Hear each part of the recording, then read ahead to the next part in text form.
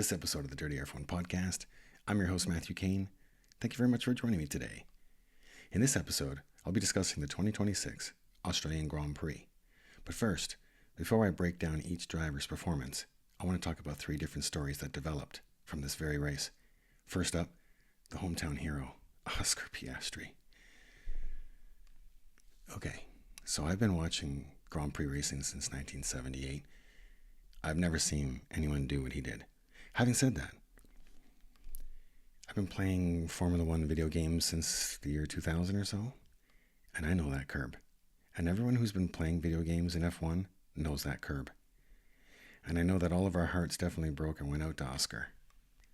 Sort of takes me back to 1997, when I made my annual pilgrimage to Montreal. And don't forget, in this year, 97, our hometown boy, Jacques Villeneuve, was the favorite to take the title, which he eventually did. But on that year, on lap 2, he put the Williams into the Wall of Champions. And it's funny, I thought about it today when I was doing this script, and I can't actually remember if it was called the Wall of Champions then, or if he just contributed to becoming Wall of Champions. But lap 2, I've driven 500 kilometers, pitched my tent, got my tickets, and it's over on lap 2. But at least we got to see him for one lap, unlike all the fans in Australia who never even got to see Oscar start the race. What a tragic moment. Looks like it was sort of part human error, part car error, but nonetheless, the hometown hero never even got to start. That's certainly not the way you want to start your season. Second up in the conversation list here, fan reaction to the new racing. Well, to say the least, it's been mixed. A lot of people out there are saying that the purists are very against this. I consider myself a purist. I've been watching the sport for almost 50 years. One thing I did like, though, is I like the racing. I know Max doesn't like the racing. But isn't it funny, though? If you look at the faces of the guys who are finishing up front, they seem to be enjoying the racing. It's only obvious that somebody not doing well or driving at the back wouldn't enjoy it, especially somebody like Max who's so intense. That being said, the onboard footage is pretty gross. Watching cars slow down 60, 70 kilometers an hour before they enter a corner. That was a tough watch. No wonder Formula One is doing their very best to cover up the screen with graphics. I don't know what I'm watching. Am I watching Formula One? I mean, we have Formula One, we have Formula 2, Formula 3, F4, Formula Renault, we have IndyCar, Indy Lights. I don't know what I'm watching. Formula E, is this Formula 1 dash... Sorry, I almost threw up. Is this Formula 1 dash E? Okay, then what's going to happen to Formula E? I think, what's funny is, if you get rid of the horrid clipping down the straightaways, I don't know if that means allowing them to deploy more battery energy, or is that the point, trying to save energy? Are we racing? I'm a bit lost. But we are racing, and the racing's been good, especially the first few laps. Interesting. You know what, with anything there's always going to be growing pains. And right now, Formula One at its peak interest seems to be stepping all over itself. That being said, some of the engineers in Formula One are pretty remarkable, and some of the things that they can create are pretty outstanding. I wouldn't be surprised if this super clipping issue gets addressed in at least the first few races of the season. I'm hoping most teams, especially the Mercedes teams, isn't that the most interesting thing? One thing I learned this year I've never known before is just because you're a factory engine team doesn't mean that you have to actually give the engines to those that you supply it to before the very beginning of the season. So a lot of these teams that have Mercedes aren't benefiting from the engine's potential yet because they don't know what the engine's potential is yet. Meanwhile, Mercedes back at the factory have been pounding away on this thing for a while, just like Lewis said. I wouldn't be surprised if they either tuned it down or they have extra that they just haven't bothered to use. Regardless, this marvel of technology is Mercedes' accomplishment, and they deserve all the kudos they can get. It's up to everybody else to catch up. Looks like Ferrari's trying. I wouldn't doubt that McLaren's that far behind, despite Lando's, 50-second finish behind? These are early days in the new regulations. I still think we have to give them a bit of a chance. Speaking of chances, how about that moment between Franco Colapinto and Liam Lawson at the start of the race? That was terrifying and diaper filling. If you were Liam Lawson, can you imagine sitting there stuck in the car with dead battery, looking in your rearview mirror, watching these cars come by you at 200 kilometers per hour? How Franco Colapinto managed to avoid that accident is, well, that's why he's on the grid and I'm not. Kudos to both, but wow, that was too close for comfort. And again, it takes me back to a memory from my childhood being a fan in this sport. 1982, Canadian Grand Prix, and by this time we had already lost Gilles and Zolder. And here we were, I don't think we were ready to watch the race. It was more out of habit, because it wasn't that long after that Didier Pironi, who I believe was in pole position that day, found himself stalled out on the grid. And a young driver new to the sport, Riccardo Paletti, was at the back, and by the time he made his way to the front, he was full gas the whole way, obviously, but he didn't see Didier, and he ran into the back of them. And experts predict that he was killed instantly. But us fans watching at that time didn't know it. We were all waiting for him to get out of the car, especially since there were so many people around almost instantly trying to help extricate him from the vehicle. To our horror, and especially to all the people in the grandstand right there on the front straight in Montreal, Ricardo's car caught on fire. And it seemed like despite the best efforts of the marshals nearby, everything they did just only seemed to make it worse. I still remember my father covering my eyes while he looked for the television remote, trying to turn the TV channel. We didn't watch Formula One for another decade. I didn't see the Nelson Piquet era. I didn't catch back up to the sport again until Ayrton and Alain had their little dance in the sun. But there are a lot of people who are scared. There are a lot of people who are concerned, Carlos Sainz being one of them. Now, of course, a lot of the teams want everybody to revisit the starting procedure. Ferrari doesn't. Ferrari is getting in everybody's way. You'd understand why, because they've nailed it right out of the box. And of course, it's only up to them to question whether or not it's really safety concerns or performance gains that the other teams are looking to address. It's a bit of a gray area right now. But we know how quickly things can happen in this sport. This time, I hope we get away with it. I talk myself out of ever watching another race again. Let's go through the drivers' finishes in the Australian Grand Prix. Starting first up, finishing in 22nd place, driving for Audi, Nico Hülkenberg. Big disappointment for Nico. Big disappointment for Audi as well, considering Bortoleto finished in the points. But unfortunately, this made me already realize how I was going to do the scoring system this season. So for the fact that Nico didn't even get to start the race, I'm not giving him a score of 0, which would be the ultimate because obviously you can't compete. Sounds like a 0. But because it's not his fault entirely, I don't want to include that in the ratings when it comes to driver ratings. I'd only include that in the team ratings. So as far as the driver rating goes, this race is not going to account in my final estimations going towards Nico's point totals.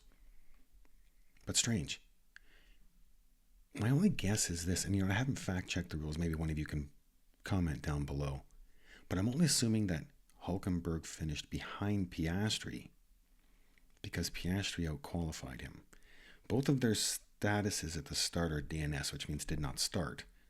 But the fact that Piastri didn't even get from the garage to the grid, and at least Hülkenberg did.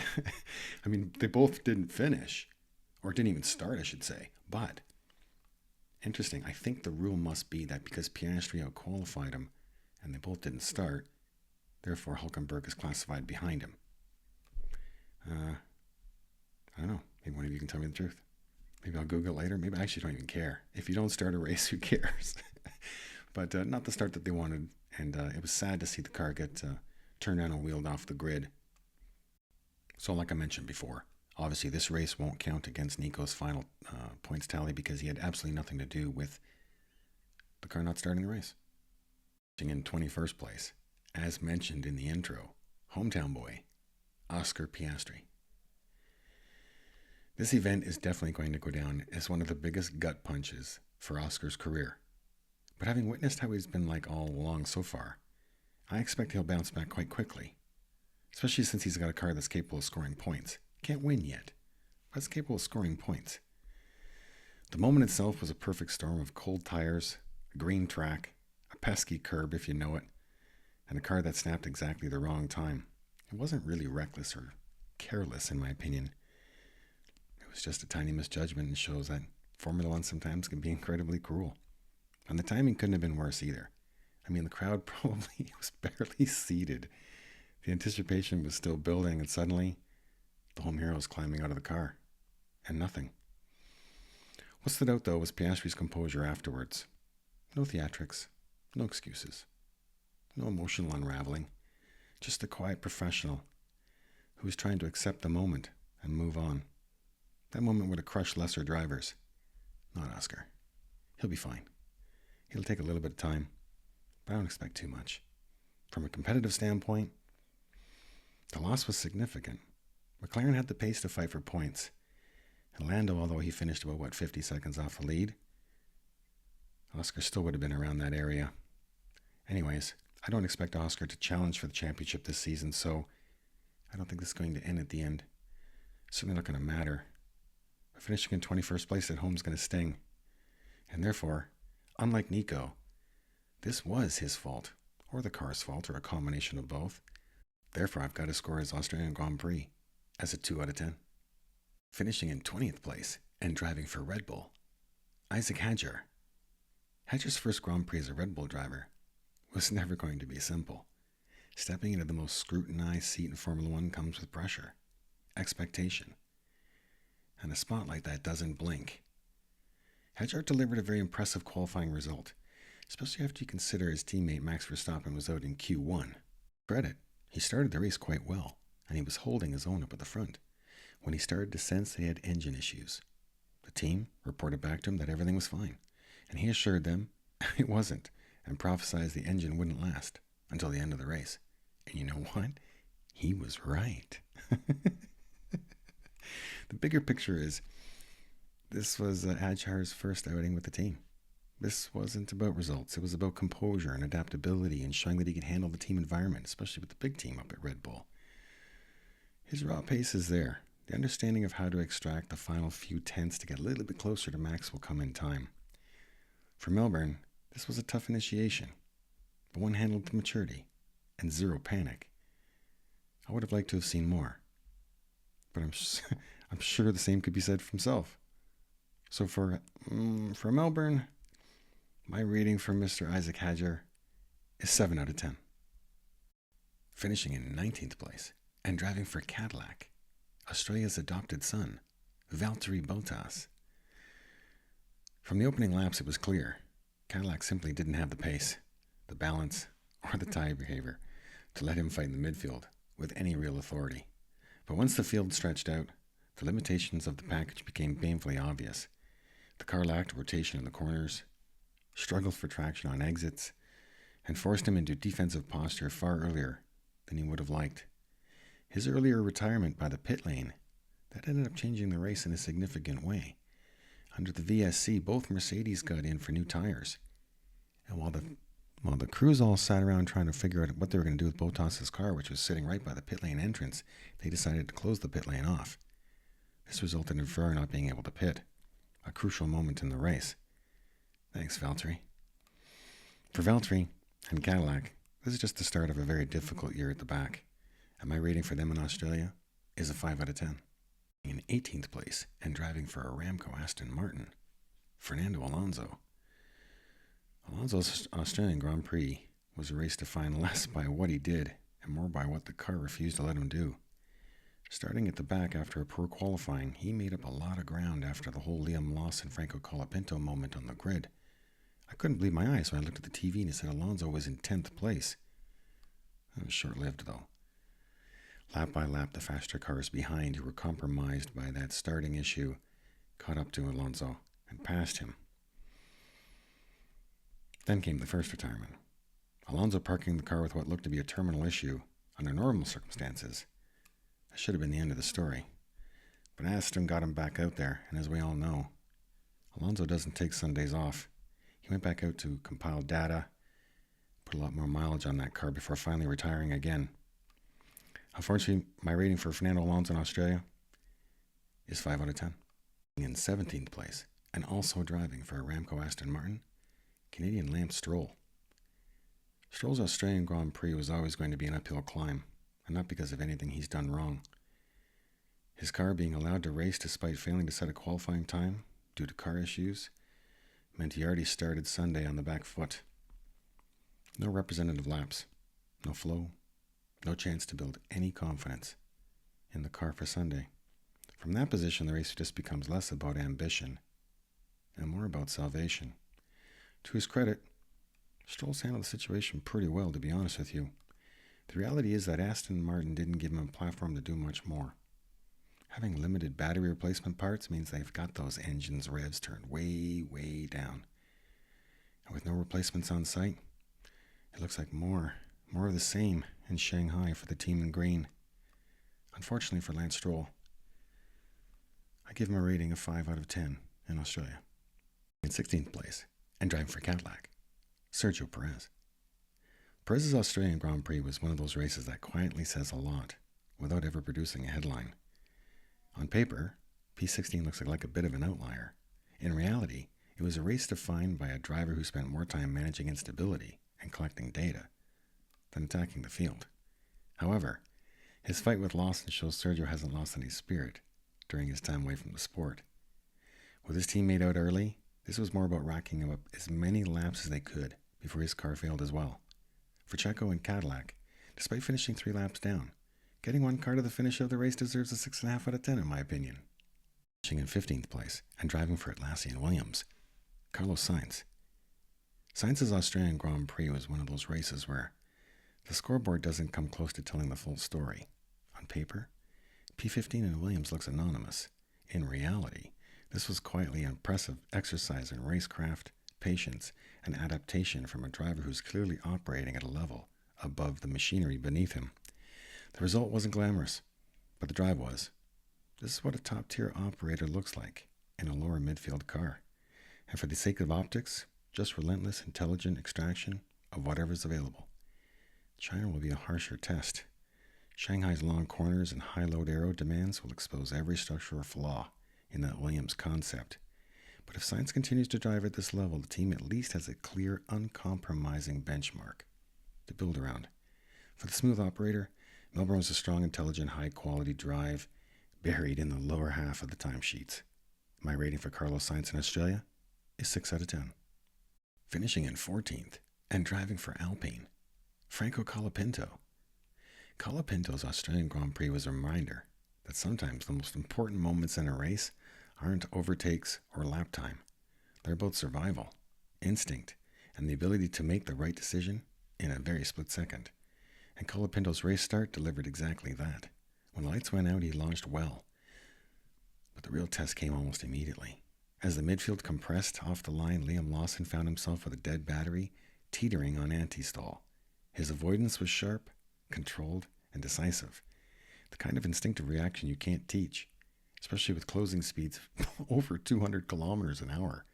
This was calm, intelligent, a resilient drive, defined by a split-second decision that kept his race alive. And Flavio approved. I approve. My rating for Franco Colapinto in Australia is 7 out of 10. In 13th place, for Racing Bulls, Liam Lawson. After crawling away from the start with a battery issue and nearly being run over by Franco Colapinto, finishing 13th was a great recovery drive. Lawson's Grand Prix was another quiet showcase of why he's so highly regarded. But I admit, having said that, I was disappointed about the remarks he made about Checo after the race. If you missed it, he complained that Perez was racing as if it was for the race lead, when it was only for 15th in the race. Racing is racing. I mean, at least it is in my mind. For a driver already supposedly admired for your grit, this comment took me by surprise. That exchange said more about you than any lap time ever could. And therefore, I'm giving you a rating in Australia as 6 out of 10. Finishing in 12th place and driving for Atlassian Williams, Alex Albon. Albon's Australian Grand Prix was just another reminder of how much weight he's carrying inside the Williams project. His talent's always been obvious. His racecraft's always been sharp. His qualifying effort was tidy, and he extracted more than the car actually deserved. But once the race began, Albon settled into a rhythm built on patience and precision. He delivered a clean and disciplined performance that reflects a veteran driver who understands Williams' long-term goals, even when the short-term picture looks so bleak. The bigger picture is this team, though. Williams are clearly behind the developmental curve, and Australia exposed the structural weaknesses that have been hinted at since pre-season. James Vowles needs to act, and he needs to act quickly before this really, really gets ugly. I mean, this team dedicated itself to 2026 2 years ago, and they find themselves in this position where not only is the car heavy, it's fragile. And those two factors have never been a good combination for success in Formula One. My rating for Alex Albon in Australia is 7 out of 10, and he very much deserved it. In 11th place and driving for Haas, Esteban Ocon. Ocon unfortunately was beaten in Ollie, his teammate, in qualifying yet again, albeit just by a tenth. Having been outshined last season by his rookie teammate in qualifying and in race trim, Esteban needs to stop this trend right now. After a clean, spirited fight with Pierre Gasly during this race on track, Esteban brought the car home in 11th, just outside the points. Overall, slightly disappointing to be beaten by Ollie again, but an encouraging way for Haas to start off the 2026 season with one car in the points and one right just outside the points. Ocon's got to pick up his game. Either that or Behrman's just that good. But otherwise, a decent showing in the first race of the season. I give Esteban a 6.5 out of 10. In 10th place and driving for Alpine, my main man, Pierre Gasly. Not the perfect start to the season for Alpine, but within context, Pierre's drive in Melbourne was quietly admirable. He didn't really have the pace, and he didn't have the balance, or the machinery underneath him, yet he still managed to extract something meaningful from a package that looks to be vastly improved with the Mercedes engine. It seems destined for Gasly and Ocon to constantly find themselves out on track, but this time, they both raced hard and fairly. Perhaps that's as a result of their time together as teammates at Alpine, especially when they scored that surprise double podium together when it was least expected. But for Gasly personally, the objective remains the same. Maximize the opportunities, minimize the mistakes, and keep the team anchored while Franco continues to find his feet and Alpine continues to work on their use of the mighty Mercedes engine. Melbourne was a clean, professional, quietly resilient performance by Pierre. And as a result, my rating is 7 out of 10. In 9th place and driving for Audi, Gabriel Bortoleto. Gabby's Australian Grand Prix was one of those performances that won't dominate headlines, but absolutely matters for a new team. His qualifying was solid, giving him a platform to work from, and once the race settled in, Bortoleto showed exactly why so many people inside the paddock rate him so highly. He didn't get dragged into any midfield chaos. He didn't overdefend or overdrive. Instead, he focused on consistency, hitting his marks, managing the tires, and keeping himself in the window of opportunity as the race evolved. The car wasn't strong enough to let him fight for the upper midfield, but he extracted everything that was realistically available. And that's the mark of a driver who understands the assignment. Maximize the package, minimize the mistakes, and build a foundation the team can trust. Huge congratulations to Gabby for scoring Audi's first points in F1. My rating for Gabriel Bortoleto in Australia is 7.5 out of 10. Finishing in 8th place, driving for Racing Bulls, the rookie, Arvid Lindblad. Wow, do I owe you an apology, young man? Lindblad's Australian Grand Prix was the perfect start to his Formula One career. After a spirited start and early tussle with Lewis on cold tires, he respectfully backed out and settled into his first F1 race. He went on to deliver something incredibly valuable for a young driver, a clean, structured, intelligently managed race. His qualifying was respectable. Not spectacular, but enough to keep him in the midfield, and once the lights went out, Lindblad settled into a rhythm that showed real maturity for this young man. He managed the tires with patience, avoided the chaos that usually claims rookies at Albert Park, and picked his moments with a level of restraint that suggests he's already understanding his future in this game. What stood out most was his race awareness. He didn't get baited into unnecessary scraps. He didn't overdefend. He didn't panic. When the strategy compressed around him instead, he focused on execution, lap after lap, sector after sector, and brought home a result that reflects both his talent and his discipline. The car wasn't strong enough to let him fight for the lead. Well, certainly not for the lead, but fight for the top of the midfield. But Lindblad extracted everything that was realistically available.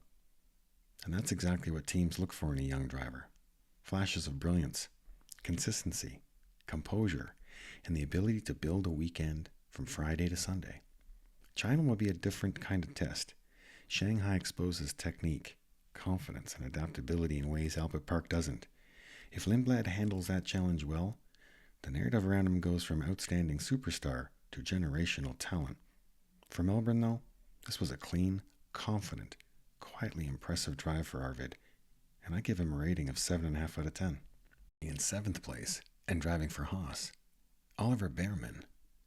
Ollie's Australian Grand Prix was the kind of weekend that reminds you just how steep the learning curve is at this level and how quickly he's climbing it. There are moments of raw speed, moments of maturity. It's these moments that show exactly why Ferrari rate him so highly. His qualifying was solid, not spectacular, but it put him in the mix. And once that race settled, Bearman delivered a performance built on composure rather than chaos. That alone is a win for a driver still learning how to build on a Sunday.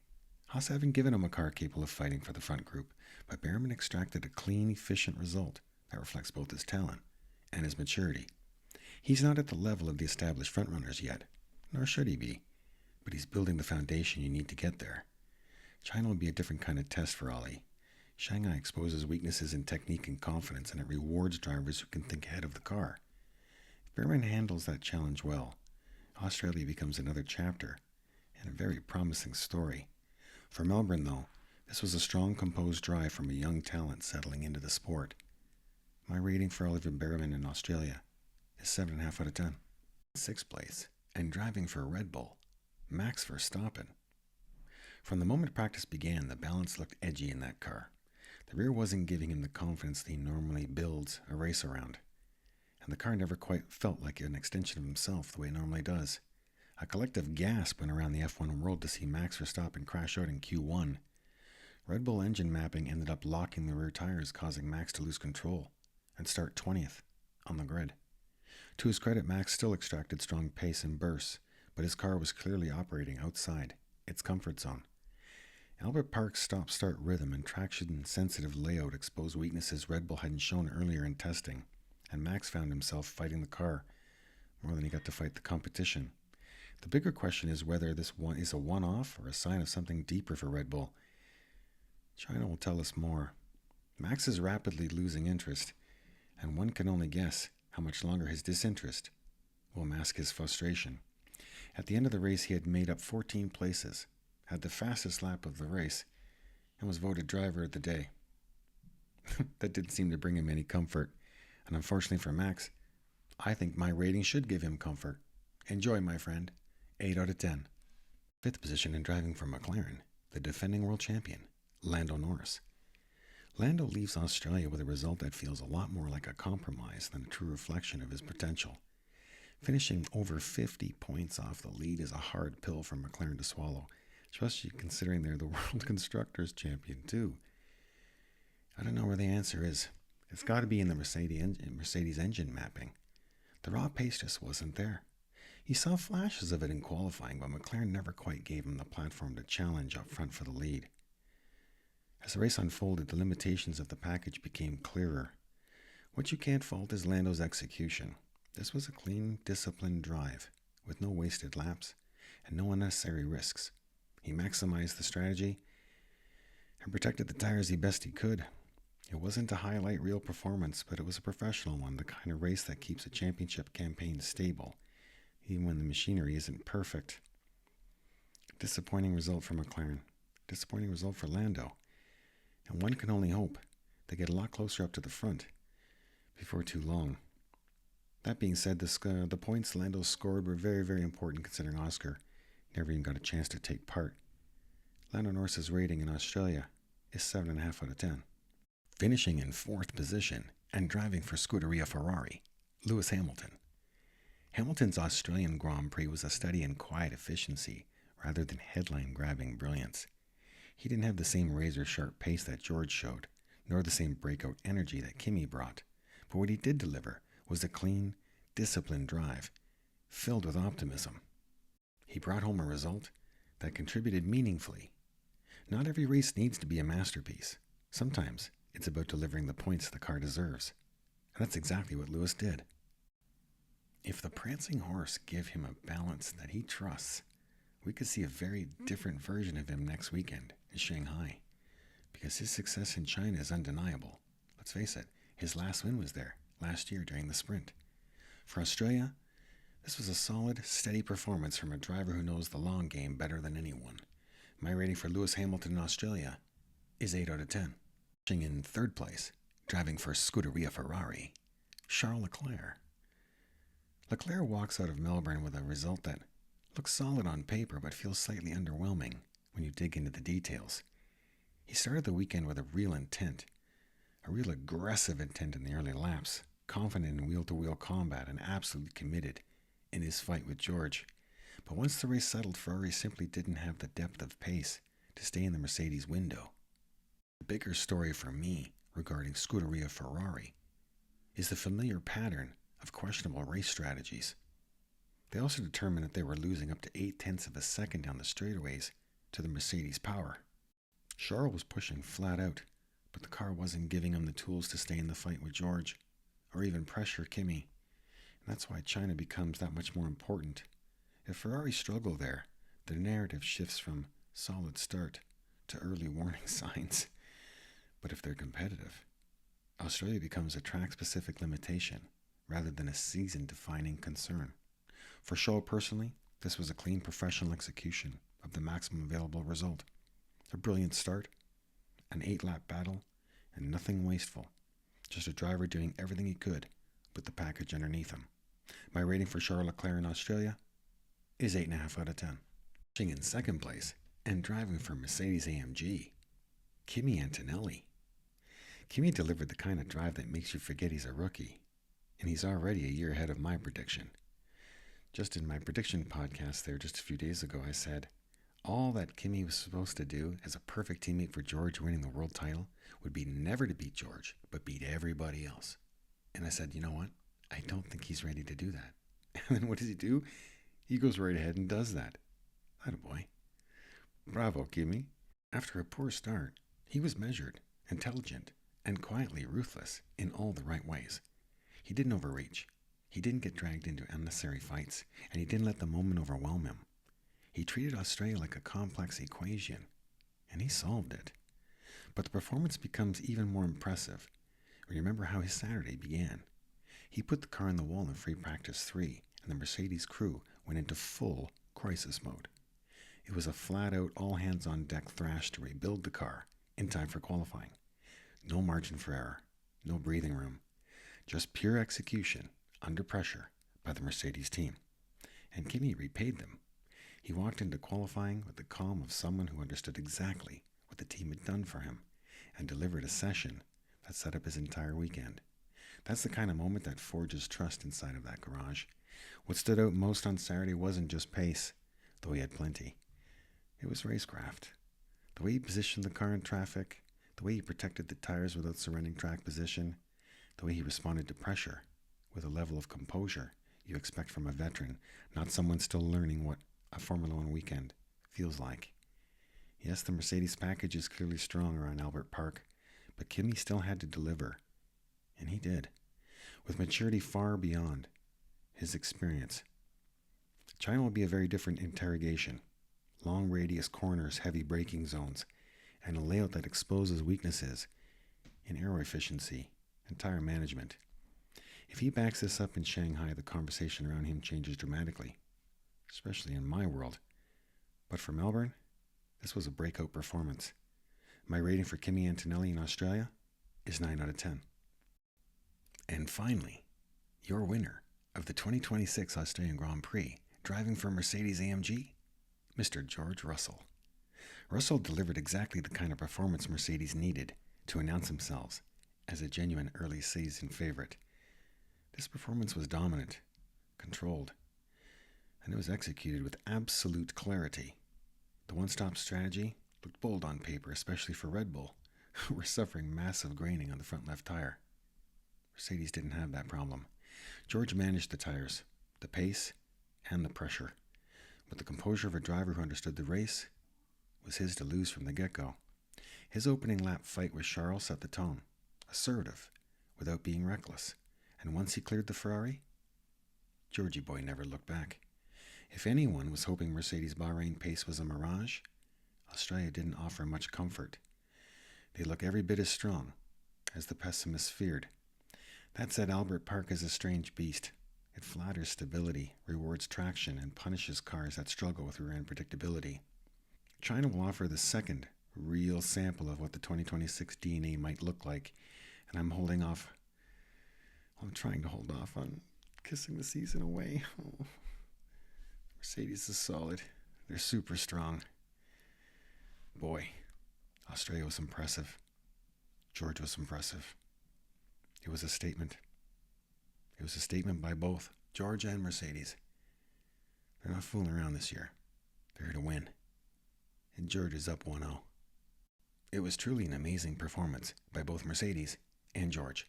And for both of them, I give them a score of 10 out of 10. And with that, the end of this episode. Thank you very much for joining me. If you made it this far, please make sure to like, subscribe, and share with your Formula One friends. I'm certainly looking forward to China next week.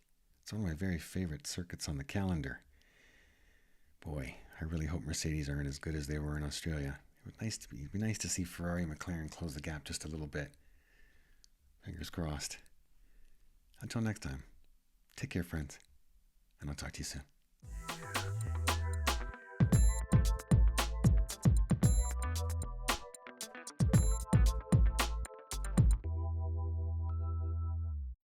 And Kimi repaid them.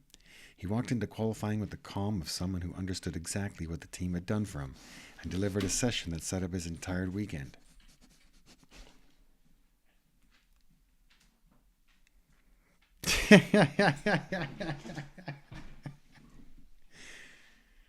Nighty-night, baby. Nighty-night. Thanks very much for joining me, everybody. Until next time, take care. Hey, baby. Oh, my goodness. Until next time, take care. I'll talk to you soon.